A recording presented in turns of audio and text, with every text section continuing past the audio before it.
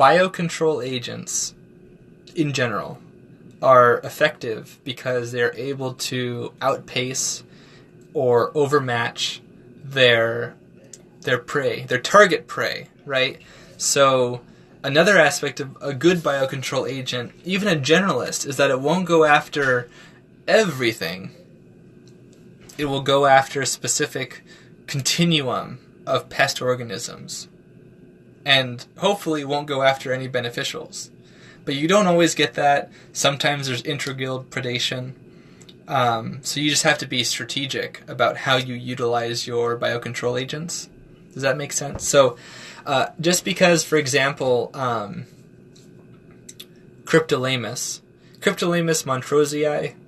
montrosii, yeah. The mealybug destroyer beetle is a ladybug, but it's used to kill mealybugs, hence its name. But it also, if you starve it, it will also feed on aphids. But it's not marketed to control aphids, right? So Swirsky is a good example too. It actually will eat some spider mites. In fact, thrips eat spider mite eggs, believe it or not. And I made a video on this too. So those things happen. It's just that it's not a good control of spider mites, so nobody markets it for that. Is that, if it came across a spider mite egg and it was hungry, a Swirsky might eat it. But it's not gonna. It doesn't prefer spider mites. So that's where you run into a problem. So saying that there's like 1,500 biocontrol agents for every one pest and the pest status of an organism changes, I don't know if I agree with that necessarily. But there's not a whole lot of research that goes into entomology and biocontrols and agriculture in general. So, I mean, we could probably stand to do a little bit more research on that, to be honest, as a whole, globally. J. Paul 1989 is asking, have to eat larvae and eggs to beat biocontrol? That's usually really important. A lot of biocontrol agents do eat the larval or nymphal or egg stages, but not always. I know that Cucumeris and Swirsky are used. They feed on the eggs and they feed on the larvae of the. Swirsky and Cucumeris don't feed on thrips eggs necessarily, but they do feed on the larvae, and they don't feed on the adults as much, or even ever sometimes. I think that's really niche. So usually a biocontrol agent that only feeds on like one life stage is more like a suppressant than a control.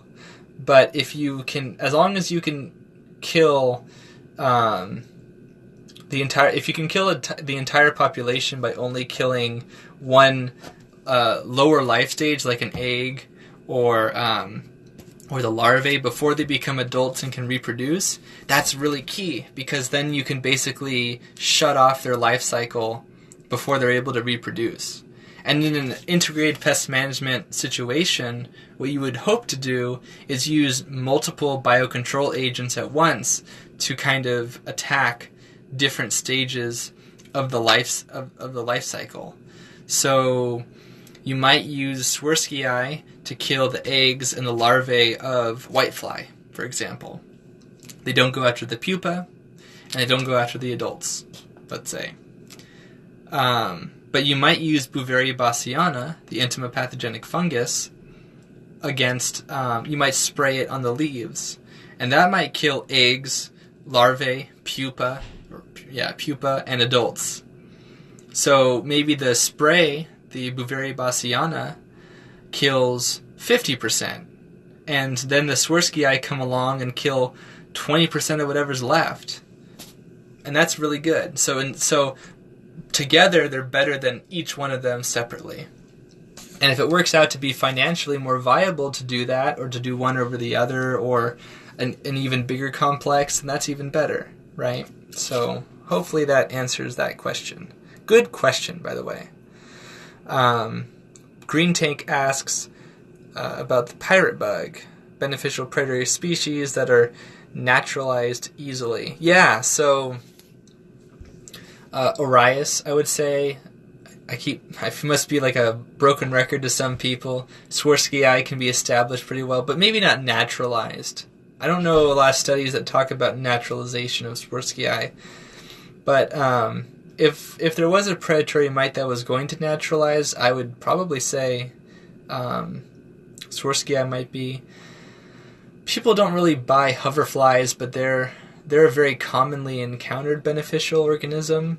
Their larvae feed on aphids, for example. Lacewing larvae, green lacewing in particular, maybe brown and green lacewing. I think they can naturalize pretty readily, and they're in a lot of places too in the United States. So that would represent a biocontrol that's naturalized easily. I don't necessarily advocate for just going around and going into a bunch of different biomes and ecozones and just applying a bunch of this beneficial, because it's beneficial for your crop, but it's not beneficial for the environment necessarily. You might be screwing up the natural order of things, but hey, that's agriculture, right? So, we gotta eat, I guess. I'm definitely not flippant about this sort of a thing, really. That's just for comedic effect.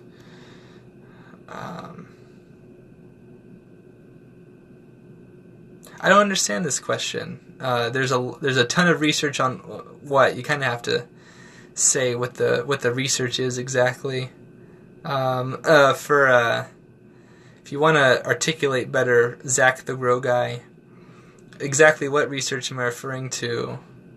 No, I don't think that Copper and Syngenta are throwing shit at the wall and seeing what sticks. They definitely don't.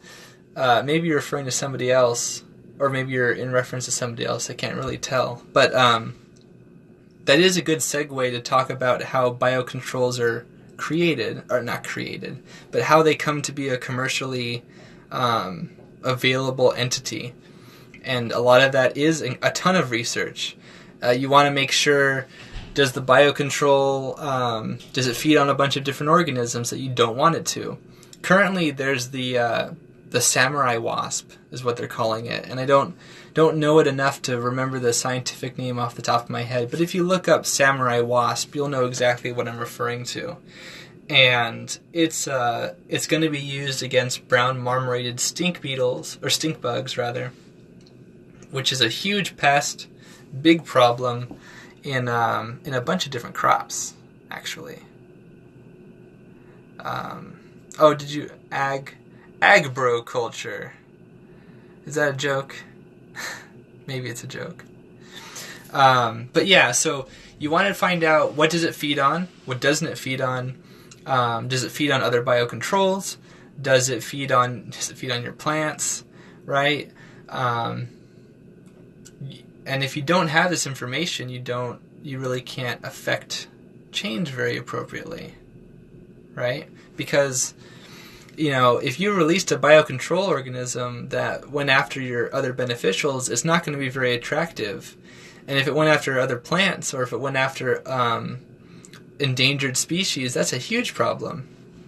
And that's one big reason why a lot of biocontrol agents are sourced where we believe the pest originates from. Because there's less of a chance, especially if it's a specialist, there's way less of a chance that it's going to be a problem for other organisms. Yeah, thanks for that. The Trisolocus japonicus, or japonicus, depending on if you're being what your Latinate background is. J. Paul asks, same way chicken and cow populations remain high because we prioritize them. Yeah, sort of. We definitely prioritize their existence as humans, right? Let's see, what else do we have?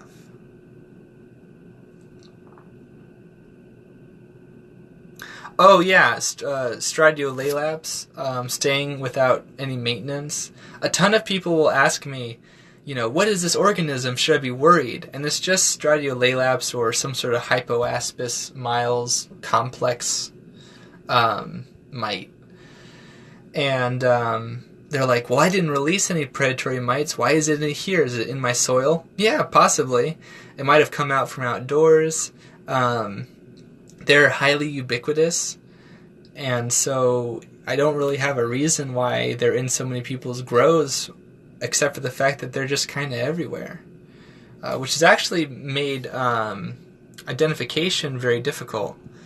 I have a bunch of research, well, one in particular that goes over that in some pretty good detail, which is why I say Hypoaspis complex and not Hypoaspis miles or Stradiolalaps simitus, because you're not always sure what you're really getting, even if the brand says one thing. Cryptic species exist, and they're pretty similar anyways, to be honest. Let's see.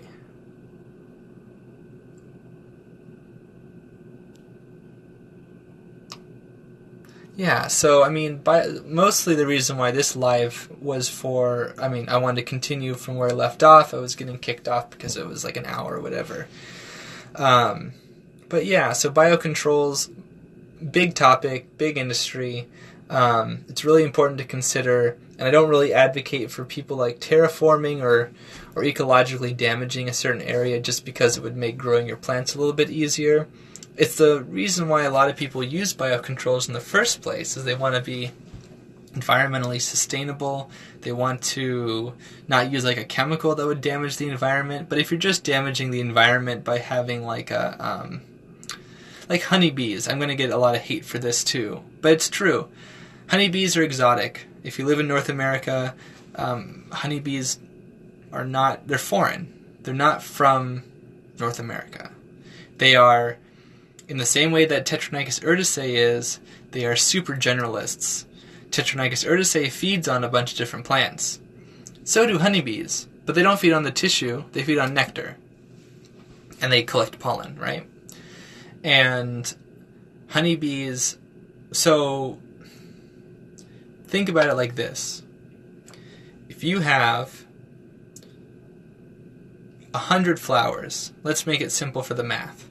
It's way more than that. But if you have 100 flowers, right, and you have a population of honeybees, which are exotic, and you have a beekeeper who is putting out these honeybees, you have a hive, one hive, and you have all the other local organisms that feed on nectar and pollen. And you figure that anyone who plays video games knows what a respawn point is, I'm sure. So if you're walking around and there's like an item or something and you collect it, it's going to be X amount of time before it pops back up, like a health pack or something like this. Nectar is the same way. So is pollen. The plant keeps producing pollen over time, and it produces a lot. And pollen is less of a problem, but with nectar, the nectaries, whether they're floral or extra floral, some plants make nectar not in a flower, if you didn't know that, like castor beans, for example. So those nectaries are depleted when an organism feeds on the nectar, and it's a certain amount of time before the nectar respawns, before the nectar is refilled in the nectaries. And you can get around this being a problem if there's enough plants to sustain all the nectar feeders. But if there's not, I mean, you already have a carrying capacity. So if you introduce honeybees, which feed on the nectar, and they feed on all of the nectar, most flower nectar, and they feed on quite a bit to make the honey, then you're not allowing the local populations of organisms that feed on nectar to feed on that nectar. So there's an innate competition there, and it's subtle. It's not in your face. I'm not saying that honeybees are evil or that liking honey is evil or anything like that, because I like both of those things. But if you have, if you think about it ecologically, there's sort of this subtle competition that will direct evolution, and it will have this sort of influence. And if if you don't consider that, you could have repercussions down the line. Well, you are going to have repercussions down the line. The question is, are they going to be negative or positive? And they're so abstract that it's really hard to make a point either way. It's really hard to say. But I would say it's going to be negative for the local ecology. Because how could it be anything less if you're denying the amount of food that these organisms get by having a super generalist bogart it? What do, right? Like, how do you supplement that? You can't, except for growing more plants or keeping them contained to a certain area, which is hard to do for honeybees, right? So, but you could argue that an orchard, for example, is also an artificial construct, is also a foreign entity, and honeybees being foreign as well, honeybees feeding on the other foreign thing might mitigate that, but other organisms are going to feed on the nectar too, like butterflies and moths and others, and male mosquitoes and all kinds of organisms feed on nectar when you really look into it. Yeah, so like the red wriggler, for example, that's a native, or that's not a native to North America. And I think that particularly the red wriggler is a problem for some places because in some forests they have that natural leaf litter, and then the red wriggler comes along and feeds on all of it, all that dead organic matter. And what would normally be like a very important like trophic layer and trophic level and kind of like topsoil community is now non-existent because of this introduced worm. And those are the kinds of things I'm talking about. That's a really good point. That's another good example of an exotic in that way. Let's see. Yeah, so really, I'm probably, gosh, it's almost 5 here in San Diego. So I'm going to wrap up. I will talk to you guys. I mean, some of you guys are joining just now, I guess. Sorry about that. But I'll have all of this up online on YouTube so you can catch all of the points that I'm making. I really appreciate all the input, definitely from everyone, and I mean everyone. Come in here, ask some questions.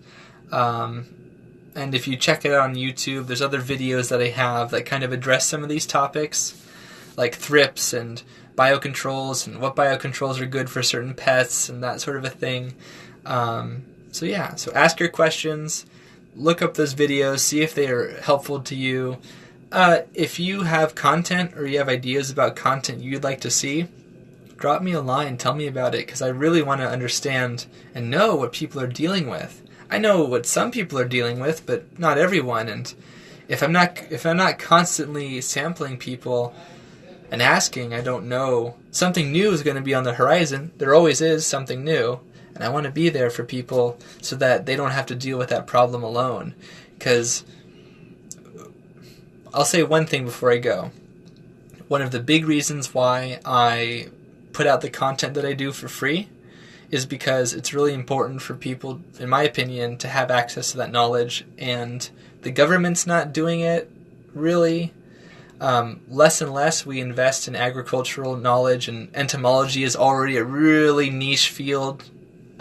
You see I have my Columbola shirt. These are springtails. I get a lot of questions about what a springtail is. It's not a bad thing. So, anyways, that's why I do it, because people aren't supported, and people need the support, and I'm not gonna let that stop me from doing that. But also remember, I'm not infallible. I might remember a research report wrong. I might misspeak. I've done it before. I'll do it again. So call me out if you see that. Let me know. Just be kind. Hopefully, when you do it, I'm kind to other people when they say something that's incorrect that I can tell from like a report or something. So anyways, that's all I'll say. Have a good time, and I'll see you on the next one.